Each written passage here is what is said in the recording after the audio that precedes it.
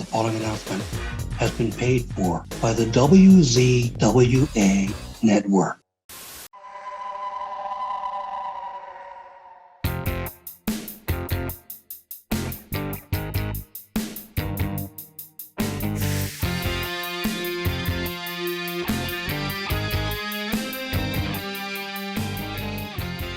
Ladies and gentlemen, welcome to the Insider's Edge podcast here on the WZWA Network. I'm your host with the most on the West Coast, Karlifornia Imperial. It's a joy to be with you all once again. And speaking of a joy, right here, right now, this is a joy because if you've seen any of our reviews of any of the NWA pay-per-views over the last, year and a half, you probably would have heard me say that a certain somebody is my favorite professional wrestler going today. Now, I know a lot of you know that my favorite wrestler of all time is Kevin Nash, but for current day pro wrestling, there is only one person that I say is my favorite. And here comes the introduction of a lifetime. She's intelligent, smart, and funny, and an athlete of the highest regard with an in-ring legitimacy that is second to none. You might take one look at her and think she's from the island of Themyscira, home of Wonder Woman and female warriors known as the Amazons, because many believe essentially she is the blonde Wonder Woman. She's got a natural cool factor to the point that if you spend too much time around her, you could catch a cold. All these traits, and yes, she's also absolutely drop-dead gorgeous. She is the one and only NWA World Women's Champion. Ladies and gentlemen, this is the Brick House. This is Camille. How are you? Oh, I am great. That was quite the introduction. I very much appreciate it. Thank you. It's like, look at my shirt. It reminds me of what you said. Exactly. Is this She-Hulk or whatever? No, She-Ra? Is it She-Ra? Yes, She-Ra. Yes. She-Ra, yeah. She is also very cool, just like you, Camille. I'm very excited to talk to you here today. And if that's the best intro you've ever had, you're the NWA World Champion. So if I'm the best ever Camille introduction World Champion, Kyle Davis has some catching up to do. So he does. I need to show him this and say, get it together, Kyle, for sure. So this is pretty much how the interview is going to go because you are my favorite. So I will start off with a question like, would you say your run as NWA World Women's Champion has been excellent or fantastic? What would you say, Camille? I would say it has been fantastic. I'd say fantastic. It's been well over a year. I think it's over like 500 days at this point. I can't keep up. Usually I know when I do like certain podcasts and they'll tell me it's been however many days. And I'm like, oh, thank you for letting me know. But, despite however many days it's the fact that I've defended it against so many like top athletes in the business and taken it even outside of the NWA, to independent shows and stuff like that. And so that's something that I'm really proud of. You should be, and compliments galore on this interview here because I want to, I've got the chance to tell you, you're a dominant champion, yet you make your opponents look good in defeat every single time. And I'm going to keep going back to that as we go through this interview. It's one of the things that has led me to say that you are my favorite. But Camille, the first question I always ask everyone on this show, you've probably been asked it before, but how did you become a fan of professional wrestling before you got involved in the business? I just became a fan literally because it was on the TV with my dad all the time. He was a huge wrestling fan. And so, he would always put it on the TV and I would just sit there. And that was kind of our bonding time, is watching SmackDown, Raw, and going to shows at what was it was called the RBC Center back when I lived in Raleigh, North Carolina. Well, I lived in Durham, but the RBC Center was in Raleigh, North Carolina. And yeah, I just really loved going to see the live shows. I mean, I liked watching on TV as well, but going to the live shows, I mean, as I'm sure you know, there's just nothing like it. And it was so exciting as a kid. And then I got into about like high school. And, when you're a high school girl, you kind of like too cool to hang out with dad and mom anymore. So I didn't, I kind of got away from watching it for a while. And, but then sometimes when I would visit back home, my dad and I would go to like independent shows just in the middle of nowhere. And they were like terrible independent shows. Like the wrestling was terrible, but I always had such a great time. And that's kind of what got me into wanting to be a wrestler myself, is just because the entertainment aspect of it was something that I felt that I could do.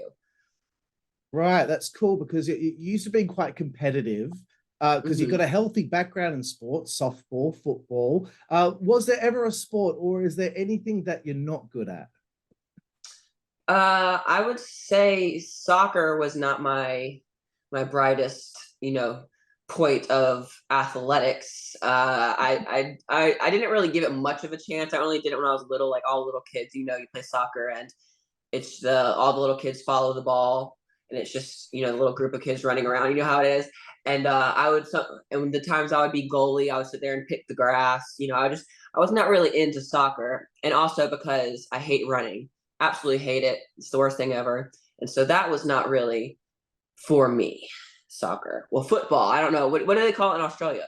Yeah, they call it soccer over here as well. Yeah. Oh, okay. Well, Yeah. soccer / football, not my forte. Right. Yeah. And I think that's what the US and Australia have in common, because you have your own football. We have our Australian rules football. I don't know if you've seen the ridiculousness that is Australian rules football, but you should. I haven't. I've seen some rugby. I don't know if that's the same thing, but I'll link something to you on Twitter, and you can check out our yeah. stupid, ridiculous, amazing sport called Australian rules football. But Amazing. anyway, back to you. You hit my radar as a fan when you were backing up Nick Aldis in Strictly Business with the likes of your hubby, Tom Latimer, Chris Adonis, of course, Royce Isaacs, the big bad booty daddy, Scott Steiner, May Valentine as well. It's a great run. What a great group of people there that you were working with. Right out of the gate, wanted to ask, what do you feel you learned most from working with that group? I think I learned the most probably about just like in-ring psychology and the business side of wrestling, especially working with Nick so much, and just kind of sitting there when he was putting together matches and listening to, the thought that was put into putting together the matches, and why certain things were put here or why certain things were put there. And then, like I said, the business behind each match that was put together and the build up to the matches, and also kind of realizing that you can't sell tickets after the match, right? And so how important that build up to the match and the story going into the match was, and just being able to be good at promos and talking people into seats. And so that's something that I'm really grateful for, because I think that's something that gets missed a lot of times nowadays, because everyone's kind of worried about work rate and how good of a wrestler you are, and they forget the story behind what goes into the matches. And like I said, the match can be one of the best matches ever, but if no one's watching because you didn't actually put them in the seats to get there, then who cares, right? Absolutely. I remember a story Chris Jericho told once where he wrestled Eddie Guerrero on pay-per-view in WCW, and they had this amazing match, and the crowd weren't reacting to anything because there was no heat behind the match. So it rings true. So that's cool to hear about.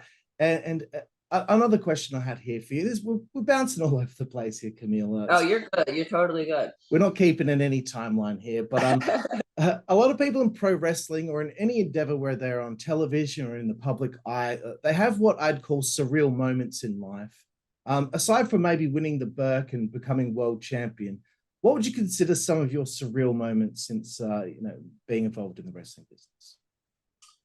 Surreal moments. Well, one I know was last year. I went to my first music festival with Tom, and it was in Virginia. And it's a music festival, so there's just tens of thousands of people running around.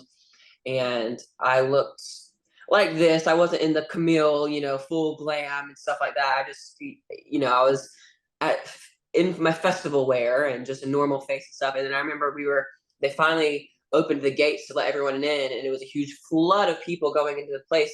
And someone said, "Are you Camille Brickhouse?" And I was just like, how did that happen out of like the tens of thousands, of people here? And then that weekend, we actually had quite a few people ask us for photographs then. And that was just surreal, because I mean, I'm very realistic. I don't think tons and tons of people watch the NWA. We are a smaller company, so the fact that we were at this music festival and just kind of living our real life, our normal life, and people identified us as wrestlers, that was it's kind of a surreal moment for me. Right. No, that's really cool to hear, because once I interviewed Lenny Lane from WCW, and Lenny told me about his surreal moment. He was on an airplane sitting next to Kurt Hennig, and his ex-girlfriend from many years ago said, "Lenny, you're never going to be a wrestler," and Lenny's favorite wrestler was Kurt Hennig, and she ended up being an air stewardess on that flight, and she ran into him as he's sitting next to Kurt Hennig. So, oh, that's amazing. That's a great story. Exactly. That's why I like asking about surreal moments. Yeah. So to nerd out a little bit here, I am a wrestling fan with a podcast, so I am a nerd. Running the numbers, I want to talk to you about your 583-day title reign as NWA World Women's Champion. See, there it is. I always get it on these podcasts. I'll get the day. Okay, so it's 583 today. All right. As you said it before, I was like, damn it. You'll need to hold it for another 3,258 days to break the record. Which is about 8.92 years or so. Whilst that may one time. It may not be possible in today's wrestling world. You know what people are, the wrestling fan, Roman Reigns has had the belt for so long, it's so boring. Right. But what do you hope this run accomplishes for you and everyone that you've worked with?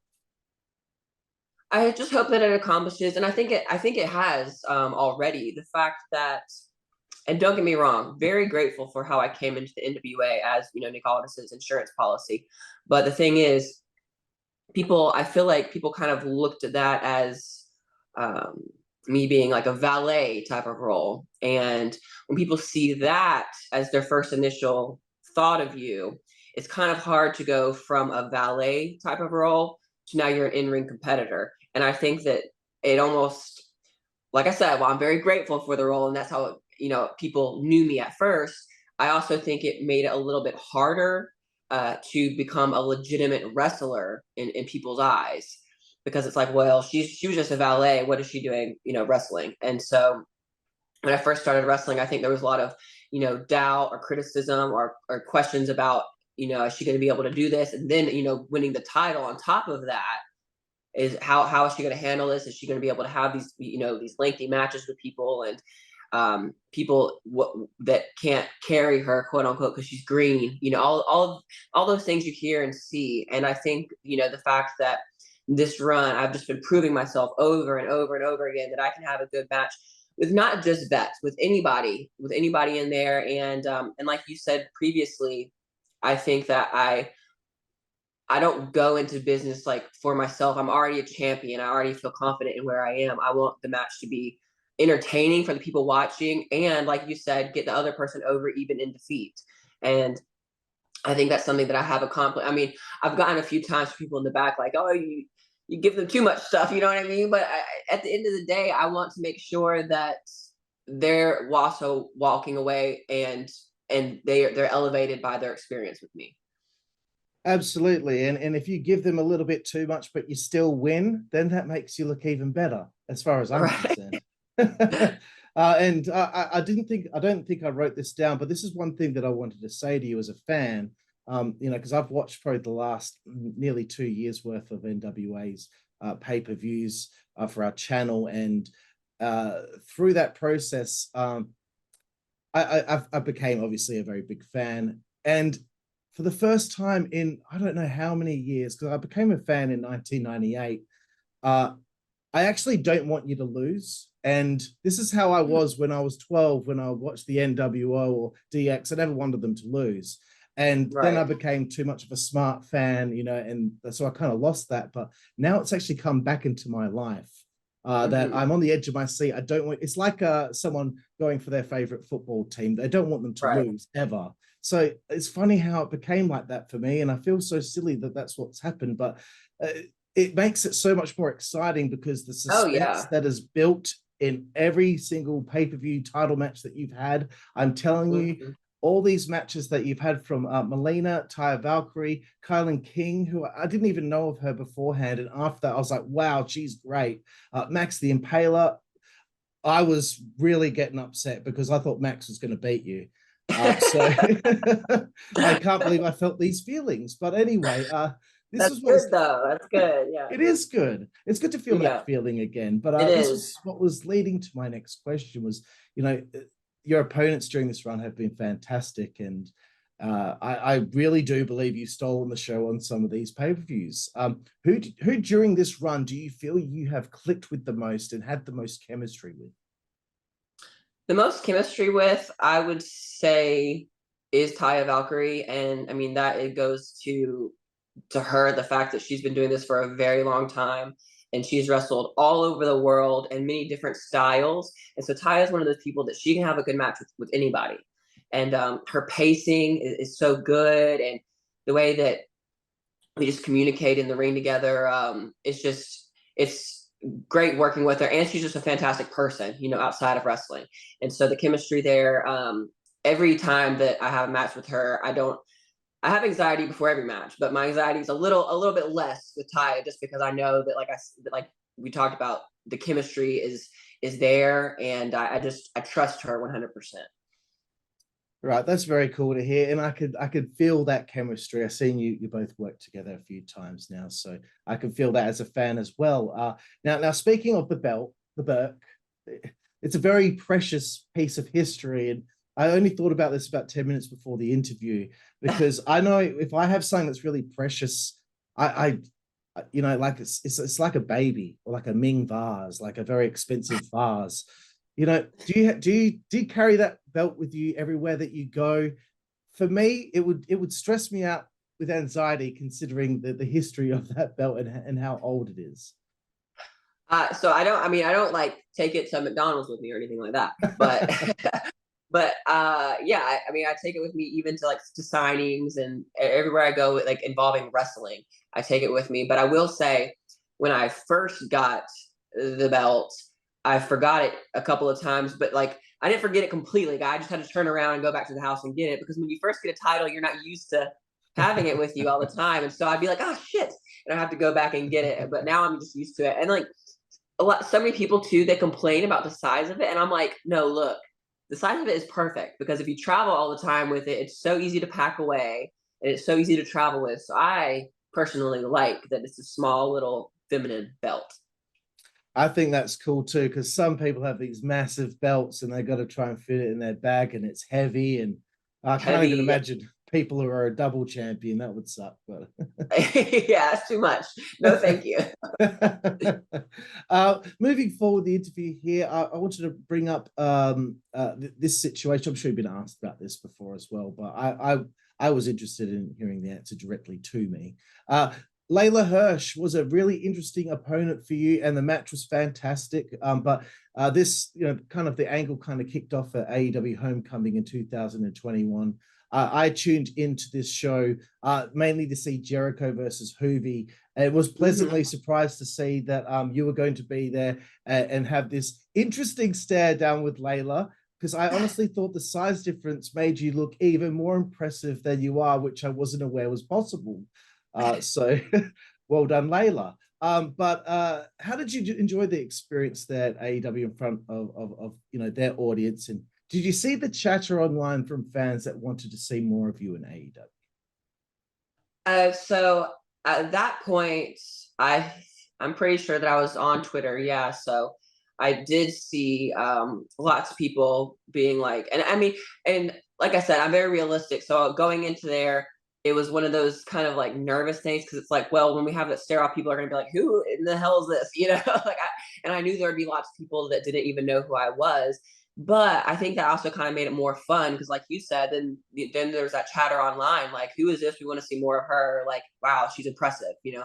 And so that was pretty cool. And just as far as the backstage part, I mean, everyone was really welcoming and nice. And so, you know, that's always a little bit of a nerve-wracking thing too, going into a different locker room that it's not like your locker room, because you don't know if people are gonna be like, well, what are you doing here? Or, you know, they're trying to take my spot, you know?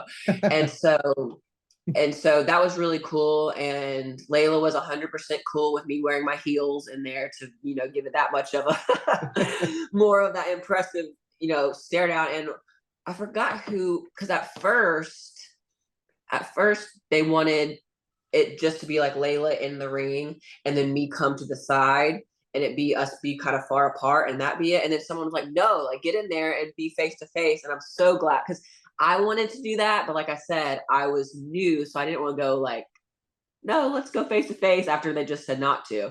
But then someone changed it, and thank God they did, because that image that they got of us face to face and her almost just in my breast area, that was Yeah. such a good image, and it made for some good memes and stuff online and all of that. So it was a really good time. Yeah, no, it was really cool, and it would make people see that and be like, wow, I want to see what happens here, because Yeah. Leyla is legit Leyla Hirsch. So Mhm. you'd want to see what took place, and the match itself was unbelievable, I have to say. But then again, I'm your biggest fan. I feel reps are important in pro wrestling, and by my calculations, and please, the internet can be wrong so often, but my calculations that I've seen online, in 2022, you wrestled 29 matches. But the internet can be wrong. It might be more, but if that is so, you have improved at such a fast pace to be stealing the show in 2022. You kind of remind me of Bron Breakker with, how many reps you've had so far, but you're already this good this early on in your career. Are you looking to push yourself to have more matches in 2023? Yeah, I mean, the thing is, if I could be booked every single weekend, Friday, Saturday, Sunday, I would.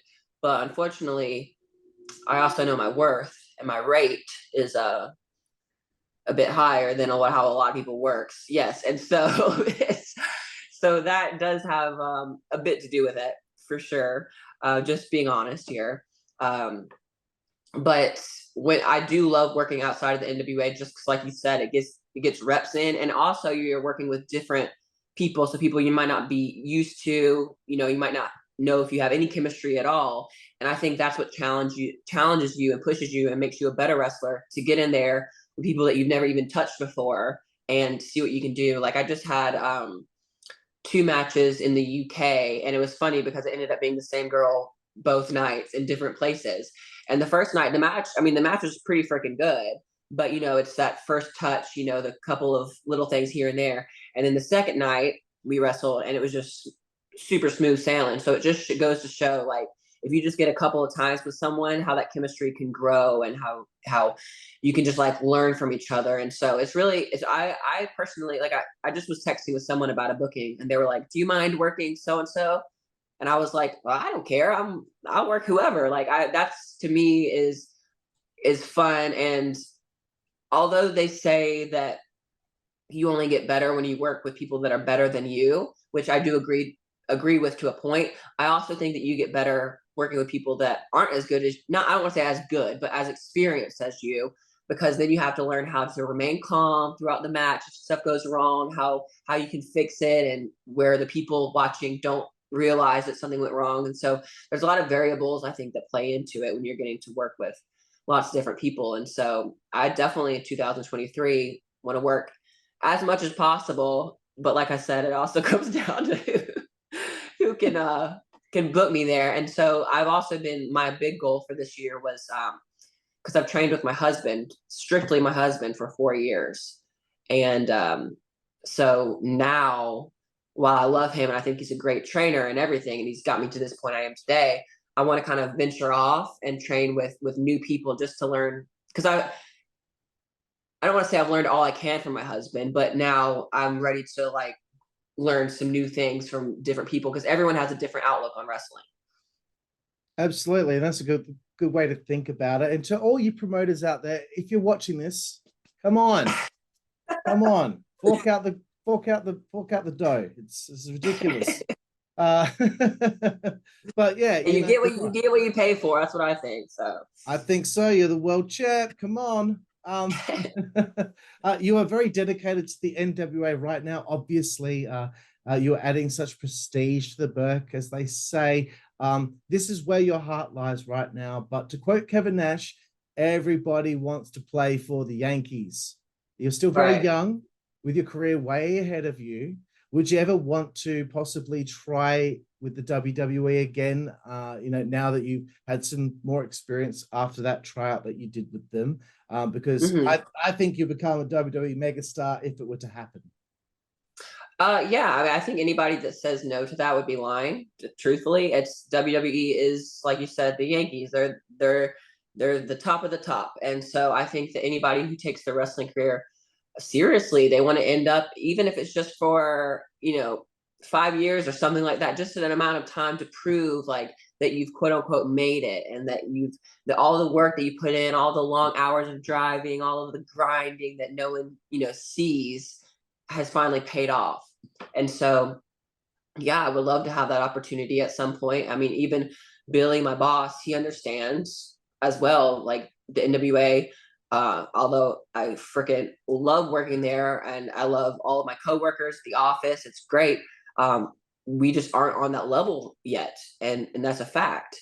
And so, uh, although I want to be there to help the company grow and get as big as possible, I still would love to have the opportunity one day to work for the WWE and show people on a larger scale what I'm made of, what I can do, and then hopefully too, just outside of that, like personal life type of stuff that I deal with. I would love to be a voice for people that deal with stuff that I deal with, and I think that being able to have a larger platform like that would give me the opportunity to speak to more people and hopefully like inspire more people. Absolutely. I know exactly what you're talking about there. And also with WWE, there's so many women there that you haven't beaten yet. So I want to see you Mhm. get over there and tick off all those names off the list. Yeah. But you're right. And when it comes to things like you've alluded to there, that the more people that hear of your personal experience, the more it can possibly help them with their Yeah. experience. So I think it's very important. So you've worked with some incredible and talent in NWA. You defended the title 27 times now. There's some ladies out there you haven't worked with yet, as I just mentioned, a lot of them from WWE, but some ladies from Impact Wrestling like Jordan Grace, that would be something. Mhm. Killer Kelly, Masha Slamovich, Jessica Havoc, Rosemary, a plethora of ladies from AEW, of course. Have you got Mhm. your eye on anybody that you'd really like to work with?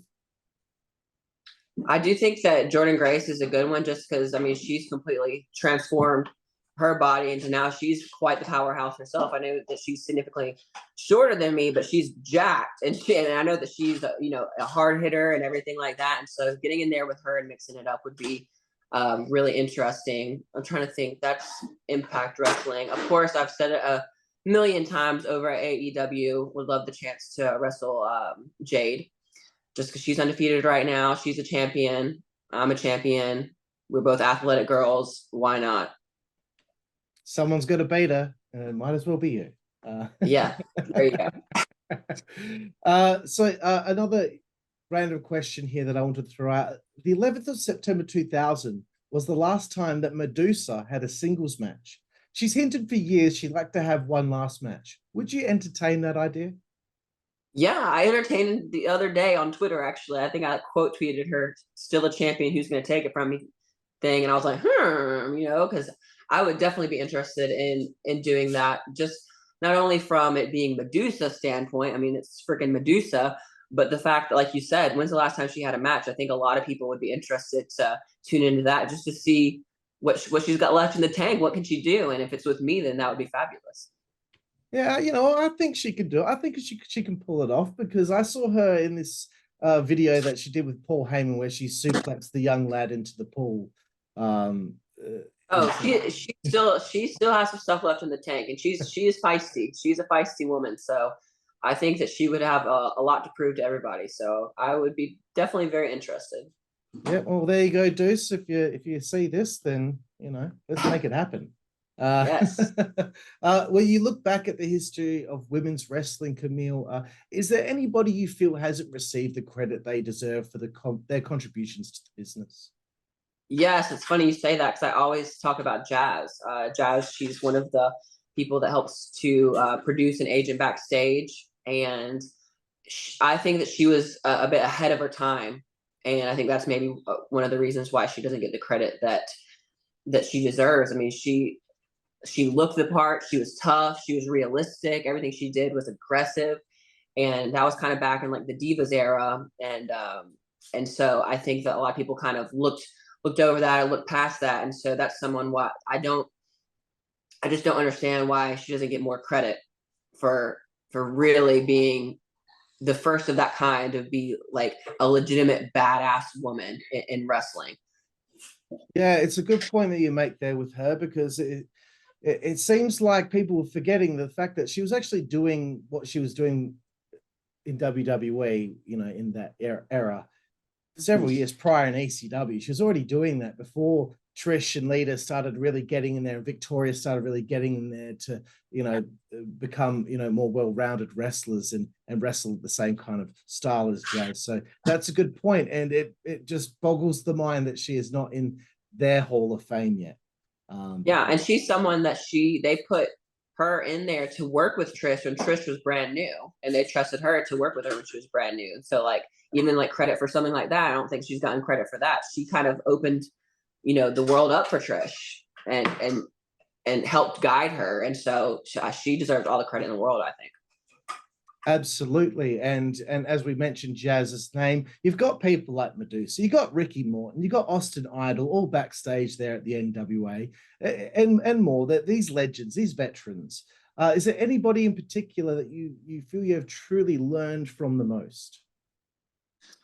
I would say Jazz, just because she works with the girls, and so like Austin Idol, I love sitting there talking to him. Ricky always comes up to me with helpful, hints, tricks, and all of that stuff, and he's just great. Someone that I wish I could talk to a little bit more, and I just trained with, is Dr. Tom Pritchard. I think that anyone that you talk to in wrestling that's worked with him thinks so highly of him, and that he's so knowledgeable. And when it comes to just any part of wrestling, the business side, the wrestling side, the psychology side, he's so knowledgeable, and that's someone that I would love to kind of pick his brain a little bit more. Right, cool. Some good names that you've mentioned there. You know what? I'd like to see you work a little bit with Fit Finlay one day, because I've heard he's been quite the helpful hand with. Yeah, when I put up my status about what I wanted to accomplish in 2023, working with different people, Fit Finlay is someone that came up a lot, actually, and so I would love the opportunity to be able to work with him. And so I followed him on Twitter, but that's as far as as far as that's gotten so far. No, fair enough. Only got a few more questions here left, Camille. But it was really interesting to see you work 3 shows for XPW last year. I was really into it. How was the experience working for Extreme Pro Wrestling there in LA? Hey, I mean, it was very different. I'm so grateful for it, because that's where I got to work with Taya for the first time, and that's kind of how our wrestling relationship started. Because basically the first time was me being there was a surprise, and so I had to get to the building extremely last minute, and so me and Taya put our match together in about 5 minutes. And then we realized, like, wow, like, we just had that natural chemistry. And so when Billy was talking to her if she'd like to come in and work for the NWA and work, a program with me, she was completely down, just because of that chemistry. So I'm very grateful to XPW for that, for introducing us. And also the fans there are just wild and crazy, and so that in itself is super fun, because wrestling in front of more calm crowd is just, it's doable. I think we've all done it in our wrestling careers, but it's just so much more fun when they're just loud and crazy. And even if they're saying the most inappropriate, terrible things to you, it's like, at least they're talking, and at least they're loud, and at least the energy is there and feeding into you. And so I thought that it was a great time. I know that they can be a bit quote unquote controversial, but I'm there to wrestle. I'm there to make some money and to work, and that's that. Absolutely. And if people complain about it, like, did you not see the stuff that XPW did 20 years ago? Give me a break. Like, yeah.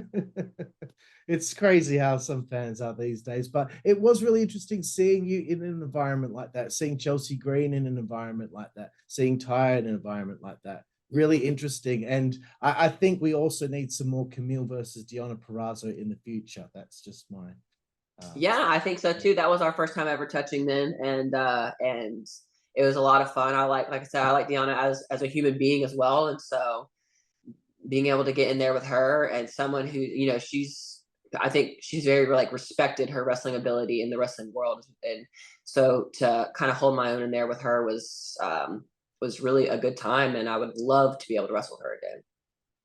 Very cool, very, very cool. And speaking of Taya again, yes, this was the first time in XPW, and then I got to see the rematch there in NWA, and both times I was like, there's something there, it works. You also wrestle in Mexico last October at Triple Mania 30, working with her. How was that experience going to Mexico? So I've been to Mexico before with wrestling for Nacion Lucha Libre, but at that time I was not wrestling. I was just I was sort of like the head of the American crew that was like versus very very cliche, Americans versus the Mexicans, and so I was the head of the Americans, and so I knew that the crowd and the fans there were so much fun because they really get into it. I mean, if you're getting the right heat, they'll be throwing stuff at you and everything. So I was just so excited to finally actually wrestle there. And there was a part of me though that was nervous just for the fact that I've never wrestled in front of so many people. And I was like, what is my reaction going to be when I come out and I see a whole arena full of people? I don't know how I'm going to react to that. But it was funny because when I got out there, I realized like with the way the lighting was and stuff, all you really see are the people right around the ring anyways. And so it kind of just felt like another show, like any other show, because you only saw that, around the ring people. And so that completely calmed me down. And I was like, oh, okay, I can do this. It's going to be, just any other match. That's the way you have to kind of look at it, or you might overwhelm yourself. But it was my first time doing a singles weapons type of hardcore match, and so I was a little bit not worried, but I guess just wondering like how is that going to go, because I've never really put together a match like that. I'm like, do we show off still a whole bunch of our wrestling skills, or is it just going to be just super hardcore the whole time? Am I going to end up bleeding? I don't know what's going to happen. And so but I think that it went smooth for the most part. There was a couple of things that were supposed to be there that ended up not being there. And so we had to kind of call some things on the fly. But I think that, watching it, no one would have known that. And so we accomplished what we wanted to accomplish. Right. Very, very cool. Well, that's nice to hear. And I just want to let everyone out there know NWA Nuff Said is coming to Fight TV on February 11th in Tampa, Florida. It's the first pay-per-view of 2023. Speaking of 2023, Camille, do you have any other goals you hope to achieve this year? One of them is I want to get over to Australia. And so, yep. So there's a few things in the works that, it's not 100%, so I don't want to say, but me and Tom might be able to get over to Australia, and it'll be our first time over there at all. So very excited about that being a possibility. And really, just with that said, just to continue being the champ so I can take the title to many new places. Like I'm going to Canada for the first time at the end of this month. I want to take it to Australia. I want to defend it more in the UK, because in the UK, those matches, none of them were title matches. So I want to be able to defend the title and take it to new places. And that's kind of the biggest goal for 2023 is to get more exposure for the NWA as the NWA's champ, but also like selfishly for myself as well, just to be able to grow my name and get everywhere and sort of, how do I say this? Get the internet fans behind me, and because I think a lot of people that watch the NWA and love like old school wrestling, I think that they already are fans of my work, but I want to expand to get more people to know what I'm capable of and behind me, and just, yeah. I completely understand that the more eyeballs that manage to lay their eyes on you as you're working in the ring, then 100% strike rate, you're going to get a plethora of all these fans because you could sneeze and you'll impress people. Just saying. I've been such a suckhole this whole interview. But I've had a lot of fun here, Camille. Is there anything else that you'd like to plug before we get to our final segment on the show? Yeah, so we have come off of Fight as far as having the powers on Tuesday. So now we're just strictly on YouTube on Tuesdays, and we're having our first ever live power on January 31st. And they just announced that it's going to be me and Tom versus Psycho Love, which is Angelina Love and Fodder. So doing an intergender tag. And so I think that's going to be really fun and also different for the NWA because we're a bit old school. So the fact that we're doing an intergender tag is going to be something fun and new and different for the fans. So I think everyone should just really tune in to that live Power. If you've never even seen an episode of Power, it's your chance to check it out. And then, of course, we have that pay-per-view, like you said, in Tampa after that. And so whatever we do for the live Power should be leading into the Nuff Said pay-per-view. So if you like the Power, then you can buy the pay-per-view and just continue to, be a fan of the NWA and support all of us that really work our butts off to try to make the best product possible. Excellent. Very well said. Please, everyone, give it a chance, give it an opportunity. I'm sure you will be impressed because I think the NWA are doing some fantastic things in professional wrestling today. Camille, it is time for us to get to our final segment to learn about some of your favorite things in life. The first question on this segment is, who is your favorite professional wrestler of all time? It's changed so many times, but right now I'd just say Brock Lesnar. Excellent choice. I think I might know the answer to the next one. Do you have a favorite opponent? Yes, it would be Taya. It would be Taya.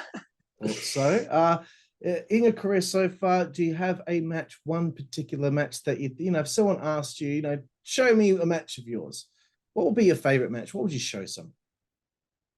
Ooh, that's tough because I have favorite matches for different reasons.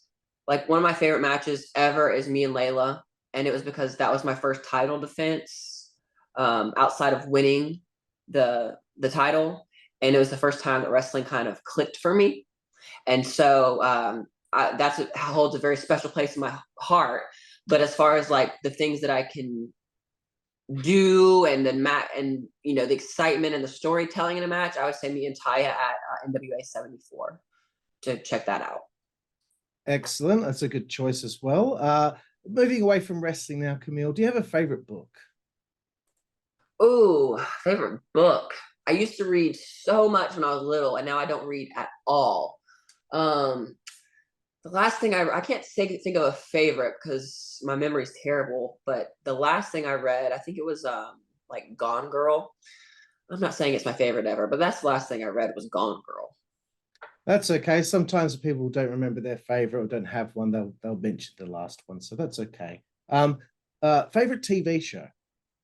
I can't say I have a favorite TV show, because I pretty much just watch like YouTube or like the limited series on Netflix. But my favorite genre is like murder mysteries and crime and stuff like that. I think most girls I actually got Tom on it because Tom used to think watching that stuff was really depressing, and now he's addicted to it like me. So we'll watch the interrogation videos and everything. Oh, yeah. Just anything with like true crime and all that stuff. We really enjoy that. Right, cool. I found a lot of my lady friends, they're a fan of like those murder podcasts, like Sword and Scale, things like that. Sword and Scale, yeah, that's a good they one. pop it in their earphones as they're laying in bed, because the voice is Mike Boudet's voice is. I know it's sick and twisted, isn't it? It's terrible. But he's got such a calming voice as he's talking about all these horrible things happening, and it sends all these ladies to sleep very easily. Apparently. Yeah. I find that quite funny. But moving forward, do you have a favorite film of all time?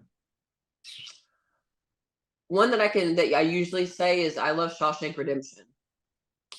It's a good, the acting in it is great, the story's great. I just love that movie.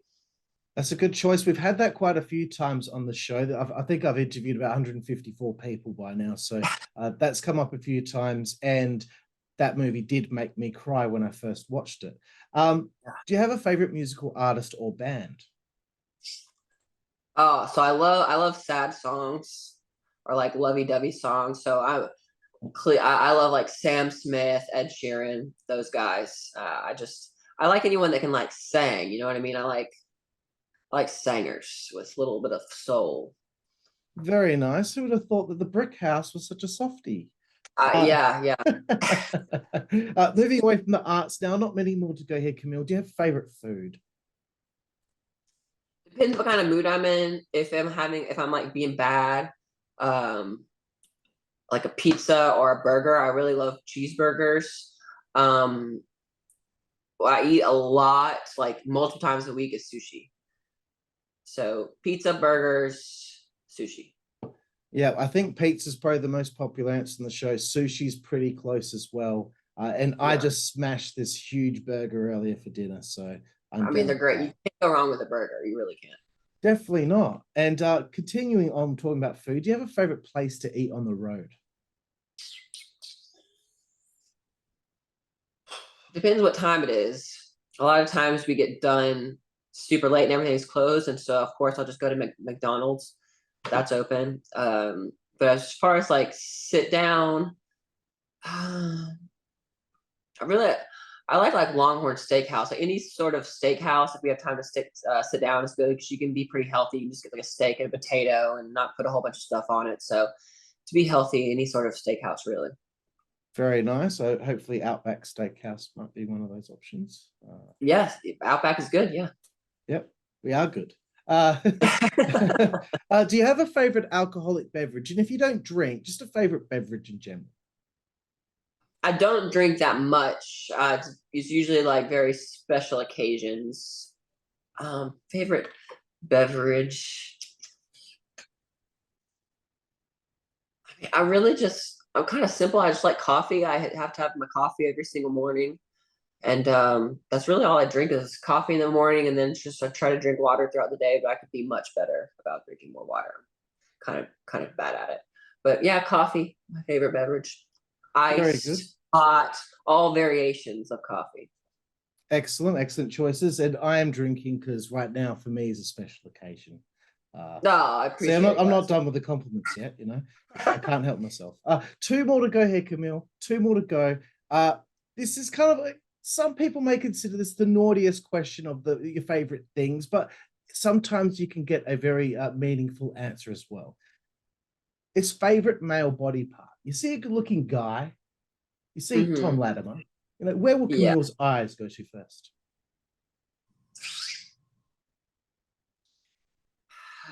So this is gonna sound weird, but I'm a mouth person.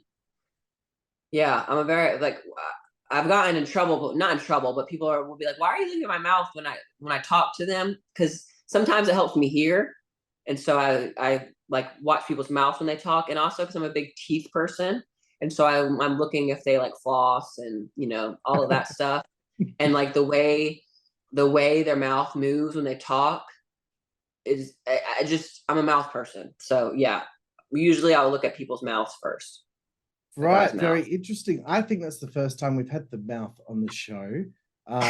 But you're right. Like I'm the same because I used to sing in a rock band, so my hearing's terrible. So I have to constantly lip read, even if someone's standing right in front of me. Yeah. That's It's why the mask thing was so hard for me. I was like, I can't hear you. I can't because I can't read your mouth. Yeah. that was a nightmare for me too. But I like that answer. Very cool. And the last one here, Camille. Favorite curse word. Trying to think of what I've been trying to do better about not cussing because I used to cuss like a sailor. So I've been trying to do better about not cussing. I mean, I feel like it's everyone. Fuck. It's just isn't it everyone's? It's just such a powerful word. But I think that you also need to save it for because there's have you heard of David Goggins? I do not believe I have. Basically he's this guy who's in the military and he writes these like motivational books and stuff like that, but he's on like Joe Rogan's podcast, and every other word is F-bomb. And I have to just turn it off because I'm just like, all right, it can be way overused. So if you just save it for a really like meaningful moment, that's my favorite word because it can be so powerful. But it has to be used very Sparingly. specific. Sparingly, yes. Yeah. Okay. Is it, quality, not quantity? If you say it too much, if you hit a pile driver 30 times in a match, well, it's not as special anymore. Exactly, yes. Yeah, very cool. Well, Camille, this has been an absolute joy for me. I've really enjoyed my chat with you, and I'm going to walk away from this just fist pump in the air because I know I made you laugh several times. I think I nailed it here today. But Camille, thank you so much for your time. Very proud of you and your accomplishments so far. Looking forward to you coming down under soon, and I wish you the best of luck in everything. Thank you. I had fun today. So yes, be very proud of yourself. I am proud of myself, Camille. And you should all be proud of me too, because I just interviewed my current day favorite professional wrestler. I'm Karlifornia alongside my new friend, Camille. And we will see you down the road. Thank you.